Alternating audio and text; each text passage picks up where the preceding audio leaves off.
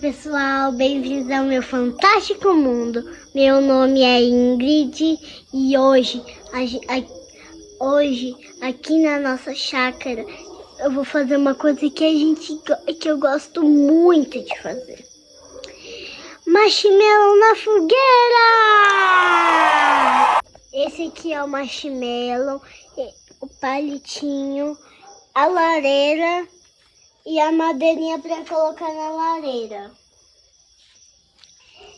Então vem se divertir com a Didi. Deem um seu like. E vem se divertir com a Didi.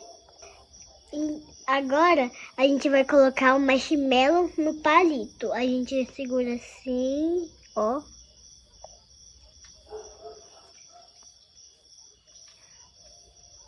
E tá pronto pra lareira? Tá. Então vamos lá fazer o fogo, né? Então vamos lá fazer o fogo. A criança não pode mexer com o fogo.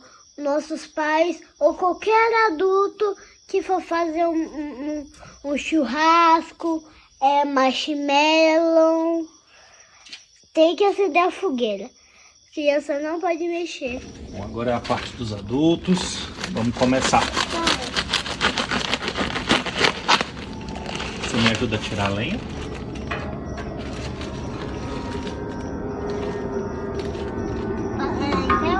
Do jeito que você quiser.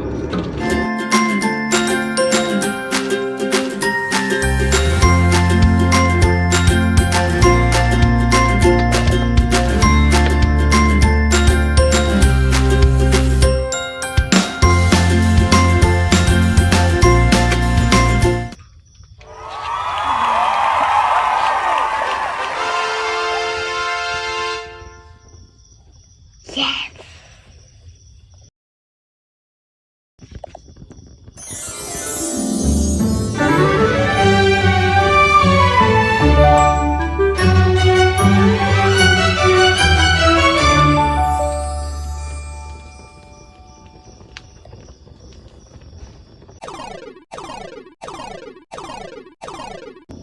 Gente, eu vou começar.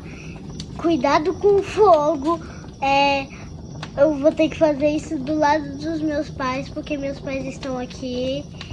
Muito cuidado, não chegue perto do fogo.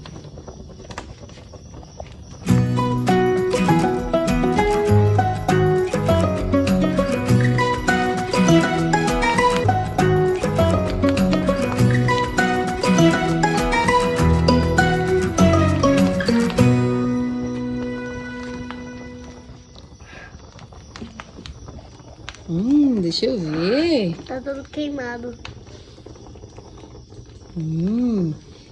Vamos fazer aqui, ó.